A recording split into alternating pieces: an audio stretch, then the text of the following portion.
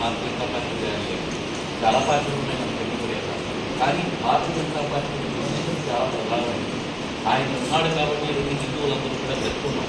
లేదంటే బంగ్లాదేశ్ నుంచి పాకిస్తాన్కి వచ్చిన రోహింగ్యాలని అత్యంత ప్రమాదకరమైన జాతి హిందువులు చంపేయడానికి చాలా ప్రయత్నం చేస్తారు.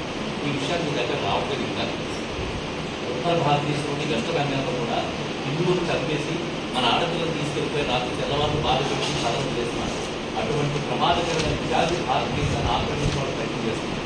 ఓ పక్కన జిహాదీలు వస్తున్నారు మన దేశంలోకి.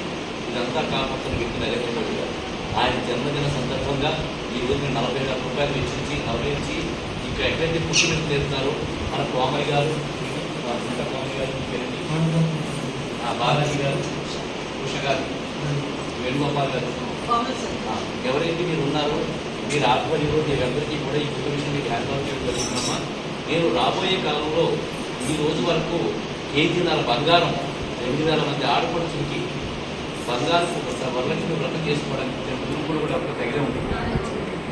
అందరికీ తగిలింది, కొంతమంది తగిలింది. రాబోయే కాలం అయితే ఎక్కువ మంది ఇస్తున్నాను. అలాగే ఆడవాళ్ళకి మనసుకి ఆనందం కలిగించే విధంగా పట్టు చీరలు ఇస్తున్నాను. ఇది ఎందుకు ఇస్తానంటే మీరందరూ కొనుక్కోగలరు, కానీ అమ్మవారి ప్రసాదం గురించిన పట్టు చీర అంటే చాలా పవిత్రంగా చూసుకుంటారు. అలా కూడా నేను మీ మనసుని ఆనందపరిచేలా చేస్తున్నాను. అలాగే 200 కుటుంబాలకి మహిళా పురుషులకి భర్త చనిపోయిన వాళ్ళకి, అలాగే దివ్యాంగులకి, బడి లేని వాడికి వారికి బిల్లు పంపే కార్యక్రమం చేస్తున్నాను.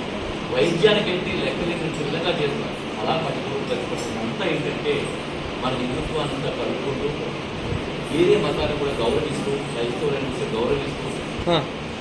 జై శ్రీరామ్.